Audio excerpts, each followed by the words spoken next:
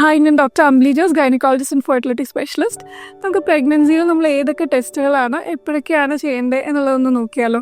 ഏറ്റവും ഇമ്പോർട്ടൻ്റ്ലി നമ്മൾ പ്രഗ്നൻ്റ് ആണെന്ന് കൺഫേം ചെയ്യുന്നത് എപ്പോഴാണ്? നമ്മുടെ പീരിയഡ്സ് മിസ്സായ ഉടനെ നമ്മൾ യൂഷ്വലി ഒരു വീട്ടിലൊരു യൂറിൻ പ്രഗ്നൻസി ടെസ്റ്റ് ചെയ്യുക അല്ലേ.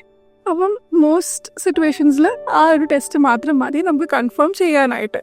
പക്ഷെ അതിലെന്തെങ്കിലും ചെറിയൊരു ഫെയിൻറ്റ് ലൈൻ കാണുവാണ്, അല്ലെങ്കിൽ നമുക്ക് പ്രീവിയസ്ലി എന്തെങ്കിലും ട്യൂബൽ പ്രഗ്നൻസീസ് ഉണ്ടായിട്ടുണ്ട്, അല്ലെങ്കിൽ എന്തെങ്കിലും ട്രീറ്റ്മെൻറ്റ് എടുത്തിട്ടുള്ള പ്രഗ്നൻസീസ് ആണ്, അല്ലെങ്കിൽ റിപ്പീറ്റഡ് മിസ്കാരേജസ് ഒക്കെ ഉണ്ടെങ്കിൽ നമ്മളൊരു β-HCG എന്ന് പറഞ്ഞൊരു ബ്ലഡ് ടെസ്റ്റും കൂടി ഡോക്ടർ റെക്കമെൻഡ് ചെയ്യും. ഈ β-HCG എന്ന് പറയുമ്പോൾ നമ്മൾ യൂറിനിലെ കിറ്റിൽ ചെയ്യുന്ന സെയിം ഹോർമോൺ തന്നെയാണ്. പക്ഷേ യൂറിൻ കിറ്റിൽ നമുക്ക് ആ ഹോർമോൺ ഉണ്ടോ ഇല്ലയോ എന്നുള്ളത് മാത്രമാണ് അറിയാൻ പറ്റുന്നത്. അതിൻ്റെ ലെവൽസ് അനുസരിച്ച് അതിനൊരു 48 hours കഴിഞ്ഞിട്ട് മേ ബി ഒരു റിപ്പീറ്റ് വാല്യൂം കൂടെ നോക്കിക്കഴിഞ്ഞാൽ അതൊരു ഹെൽത്തി പ്രഗ്നൻസി ആണോ, ആൻഡ് പ്രഗ്നൻസി പിടിച്ചിരിക്കുന്ന യൂട്രസിൻ്റെ ഉള്ളിൽ തന്നെ ആണോ എന്നൊക്കെ നമുക്കൊരു എസ്റ്റിമേറ്റ് കിട്ടും.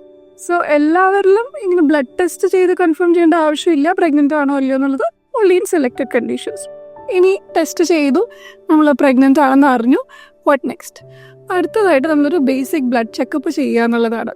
ഒന്ന്, നമ്മുടെ ബ്ലഡ് ഗ്രൂപ്പ് എന്താണെന്ന് അറിഞ്ഞിരിക്കണം. ആൻഡ് ഇഫ് നെഗറ്റീവ് ആണെങ്കിൽ ഹസ്ബൻഡിൻ്റെ ബ്ലഡ് ഗ്രൂപ്പും കൂടി നമുക്ക് നോക്കണം. അതായത് മദറിൻ്റെ ബ്ലഡ് ഗ്രൂപ്പ് നെഗറ്റീവ് ആണെങ്കിൽ, ബേബിയുടെ ബ്ലഡ് ഗ്രൂപ്പ് പോസിറ്റീവ് ആണെങ്കിൽ, അത് ഫാദർ പോസിറ്റീവ് ആണെങ്കിലാണ് ബേബിയുടെ ബ്ലഡ് ഗ്രൂപ്പ് പോസിറ്റീവ് ആവുക. അങ്ങനെയുള്ള സിറ്റുവേഷൻസിൽ മദറിൻ്റെ ബോഡി ബേബിയുടെ ബോഡീനെ അറ്റാക്ക് ചെയ്യാനായിട്ട് ചാൻസസ് ഉണ്ട്, എസ്പെഷ്യലി സെക്കൻഡ് പ്രഗ്നൻസീസിലേക്കൊക്കെ വരുമ്പോൾ. അപ്പോൾ ബ്ലഡ് ഗ്രൂപ്പ് അറിഞ്ഞ് ഇത് പ്രിവെൻറ്റ് ചെയ്യാനായിട്ടുള്ള ഇഞ്ചെക്ഷൻസ് എടുക്കുക ഡ്യൂറിങ് പ്രഗ്നൻസി എന്നുള്ളത് വെരി ഇമ്പോർട്ടൻ്റ് ആണ്. സെക്കൻഡ്ലി, നമ്മുടെ ഹീമോഗ്ലോബിൻ ലെവൽസ്, ഒരു കംപ്ലീറ്റ് ബ്ലഡ് കൗണ്ട് നോക്കും. നമുക്ക് അനീമിയ ഉണ്ടോ, ബ്ലഡിൻ്റെ കുറവുണ്ടോ എന്നൊക്കെ ഉള്ളത് നോക്കുന്നത് വെരി ഇമ്പോർട്ടൻറ്റ്. ഉണ്ടെങ്കിൽ നമ്മൾ അതിനെ കറക്റ്റ് ചെയ്യുന്നത് ഓൾസോ വെരി എസെൻഷ്യൽ. മദറിൻ്റെ ഹെൽത്തിനും ബേബിയുടെ ഗ്രോത്തിനും അത് വളരെ എസെൻഷ്യൽ ആണ്. അടുത്തതായിട്ട് നമ്മളൊരു ഷുഗർ ടെസ്റ്റ് നോക്കും. അത് ഏർലി പ്രഗ്നൻസിയിൽ തന്നെ നമ്മുടെ ബ്ലഡ് ഷുഗർ ലെവൽസ് എത്രയുണ്ടെന്ന് നമ്മളൊന്ന് അസസ് ചെയ്യും. അത് നമുക്ക് പ്രീ എക്സിസ്റ്റിംഗ് ഡയബറ്റീസ്, അതായത് പ്രഗ്നൻസി റിലേറ്റഡ് ഡയബറ്റീസ് വരാൻ കുറച്ചും കൂടി ടൈം ഉണ്ട്. പക്ഷേ ഏർലി നമ്മൾ പ്രഗ്നൻ്റ് ആണെന്ന് അറിഞ്ഞ ഉടനെ തന്നെ ഷുഗർ ലെവൽസ് നോക്കുന്നത് ഇമ്പോർട്ടൻ്റ് ആണ്.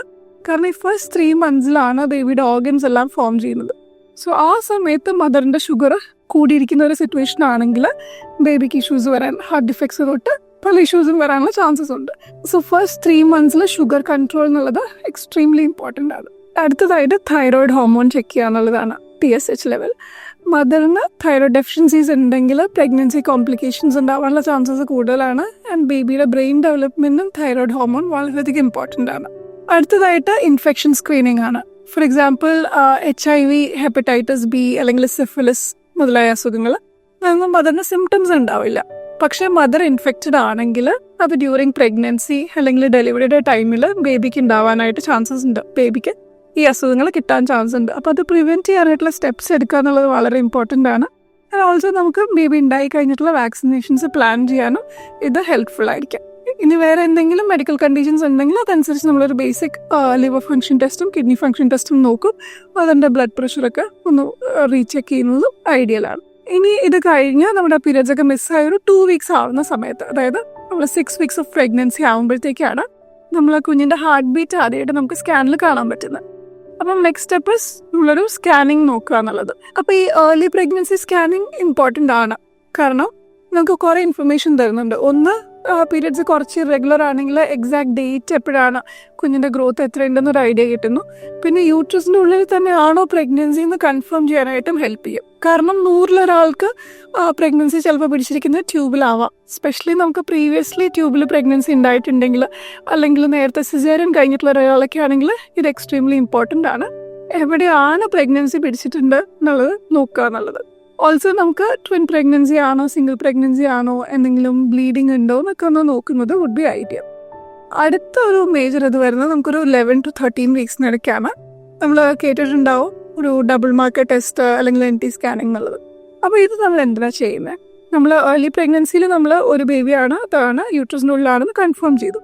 ഇനി 3rd month ആവുമ്പോൾ നമ്മുടെ ബേബിയുടെ കുറച്ചുകൂടെ ഒരു ഡീറ്റെയിൽ സ്കാനിങ് നോക്കുവാണ്. നമ്മൾ നോക്കുന്നത് ബേബിയുടെ നമ്മുടെ നെക്കിൻ്റെ അവിടുത്തെ ഒരു കട്ടി നോക്കും, യൂക്കൽ ട്രാൻസ്ലൂസൻസി. ആൻഡ് ഓൾസോ ബേബിയുടെ മൂക്കിൻ്റെ ബോൺസ് ഫോം ആയിട്ടുണ്ടോ എന്നൊക്കെ നോക്കുകയാണ്. സോ ഈ സ്കാനിങ്ങിൻ്റെ മെയിൻ ഉദ്ദേശം ബേബിക്ക് ക്രോമസോമൽ ഇഷ്യൂസ് എന്തെങ്കിലും വരാനുള്ള ചാൻസസ് ഉണ്ടോ എന്നുള്ളൊരു സ്ക്രീനിങ് ആയിട്ടും കൂടിയാണ്. അപ്പോൾ അതിൻ്റെ കൂടെ നമ്മൾ ഈ സ്കാനിൻ്റെ കൂടെ തന്നെ നമ്മളൊരു ബ്ലഡ് ടെസ്റ്റും കൂടെ നോക്കും. സോ ബ്ലഡ് ടെസ്റ്റ് നമ്മൾ യൂഷ്വലി റുട്ടീൻലി ഒരു ഡബിൾ മാർക്കർ ടെസ്റ്റാണ് ചെയ്യുന്നത്.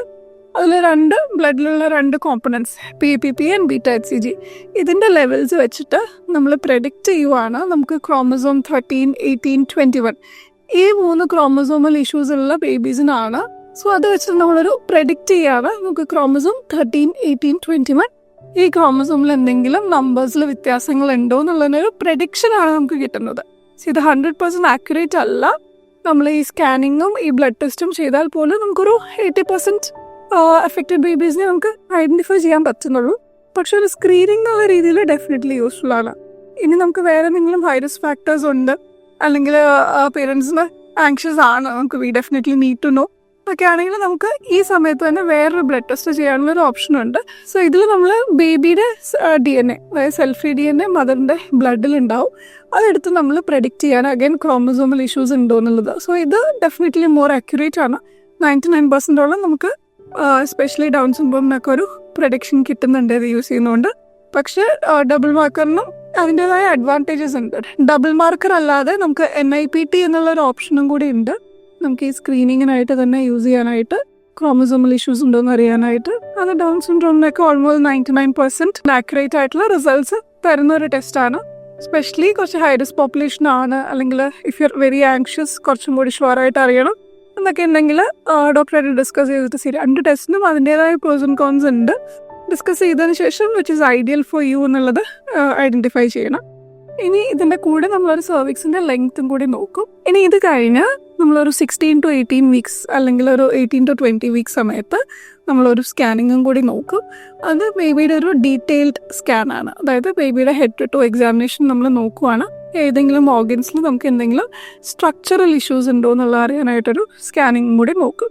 ഇനി ഡബിൾ മാർക്കർ മിസ്സായിട്ടുണ്ടെങ്കിൽ നമുക്ക് ഈ സമയത്ത് ക്വാഡ്രപ്പിൾ സ്ക്രീൻ ചെയ്യാവുന്നതാണ്. അല്ലെങ്കിൽ NIPT എന്നുള്ള ടെസ്റ്റും ഈ സമയത്ത് നമുക്ക് ചെയ്യാൻ പറ്റും. ഇതിൽ നമ്മൾ സർവിക്സിൻ്റെ ലെങ്ത് ഒന്നും കൂടി ഒന്ന് അസസ് ചെയ്യും.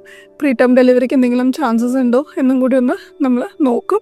ഓൾസോ പ്ലസൻറ്റ അതിൻ്റെ ലൊക്കേഷനൊക്കെ നമ്മളൊന്നും കൂടി റീകൺഫേം ചെയ്യും. അടുത്തതായിട്ടൊരു ഇമ്പോർട്ടൻറ്റ് ടെസ്റ്റ് എന്ന് പറയുമ്പോൾ ഒരു ഷുഗർ കുടിച്ചിട്ടുള്ള ഒരു ടെസ്റ്റാണ് GTT അല്ലെങ്കിൽ ഗ്ലൂക്കോസ് ടോളറൻസ് ടെസ്റ്റ്. ഇതിൽ നമ്മൾ ഒരു ഗ്ലാസ് വെള്ളത്തിൽ ഒരു 75 gram ഗ്ലൂക്കോസ് മിക്സ് ചെയ്യുന്നു. നമ്മളൊരു ഫാസ്റ്റിംഗ് ബ്ലഡ് ഷുഗർ നോക്കുന്നു. അത് കഴിഞ്ഞിട്ട് നമ്മൾ ഈ ഷുഗർ കണ്ടെയ്നിങ് സൊല്യൂഷൻ കുടിക്കുന്നു. പിന്നെ ഒരു 1 hourലും 2 hourലും നമ്മൾ വീണ്ടും ഷുഗർ ചെക്ക് ചെയ്യുന്നു. സോ ഇത് നമുക്ക് പ്രഗ്നൻസി റിലേറ്റഡ് ഡയബറ്റീസ് ഉണ്ടോ എന്ന് ഐഡൻറ്റിഫൈ ചെയ്യാനായിട്ട് ഹെൽപ്പ് ചെയ്യുന്ന ടെസ്റ്റാണ്. ഇത് കഴിഞ്ഞാൽ അപ്പം ഈ ടെസ്റ്റ് പോസിറ്റീവ് ആണെങ്കിൽ നമ്മൾ അതനുസരിച്ച് കുറച്ചും കൂടി stricter sugar control and sugar monitoring during pregnancy ചെയ്യേണ്ടതായിട്ട് വരും. പിന്നെ നമ്മൾ വീണ്ടും 3rd trimester, അതായത് ഒരു 7th month ഒക്കെ എത്തുമ്പോൾ വീണ്ടും നമ്മൾ ബ്ലഡ് ടെസ്റ്റ് ഒന്നും കൂടി നോക്കണം. ബേബിയുടെ ഗ്രോത്ത് അനുസരിച്ച് ചിലപ്പം ബോഡിയിലെ റിക്വയർമെൻറ്റ്സ് കൂടും. അതനുസരിച്ച് നമ്മൾ സപ്ലിമെൻറ്റ്സ് അല്ലെങ്കിൽ ഭക്ഷണം ക്രമീകരിക്കുന്നില്ലെങ്കിൽ, നമ്മുടെ നേരത്തെ ബ്ലഡ് ഓക്കെ ആയിരുന്നെങ്കിലും ഇപ്പം ചിലപ്പം അനീമിയ വരാൻ ചാൻസസ് ഉണ്ടെങ്കിൽ അത് കറക്റ്റ് ചെയ്യുക എന്നുള്ളത് വെരി ഇമ്പോർട്ടൻ്റ് ആണ്. അടുത്തതായിട്ടൊരു യൂറിൻ ടെസ്റ്റ് ചെയ്യുക എന്നുള്ളതാണ്. യൂറിൻ ടെസ്റ്റ് നമ്മൾ പ്രഗ്നൻസി ഡിറ്റക്ട് ചെയ്ത ഉടനെ നമ്മളൊന്ന് ചെയ്യും. പിന്നെ ഡ്യൂറിങ് പ്രഗ്നൻസി നമ്മളത് ഒന്ന് സ്ക്രീൻ ചെയ്യും. കാരണം പ്രഗ്നൻസിയിൽ യൂറിൻ ഇൻഫെക്ഷൻസ് നമുക്ക് സിംറ്റംസ് ഒന്നും ഇല്ലെങ്കിൽ പോലും അത് പലപ്പോഴും പ്രീടേം ഡെലിവറിയിലേക്ക്, പ്രീടേം ലേബറിലേക്കൊക്കെ എത്തിച്ചേക്കാം. സോ പ്രഗ്നൻസിയിൽ ഹൈഡ്രേറ്റഡ് ആയിട്ടിരിക്കുക, ആൻഡ് യൂറിൻ ഇൻഫെക്ഷൻസ് ഉണ്ടോയെന്ന് സ്ക്രീൻ ചെയ്യുക, ആൻഡ് സിംറ്റംസ് ഇല്ലെങ്കിലും അത് ട്രീറ്റ് ചെയ്യുക എന്നുള്ളത് is very important. And for more such women's health related content, please do subscribe to the channel. Thank U.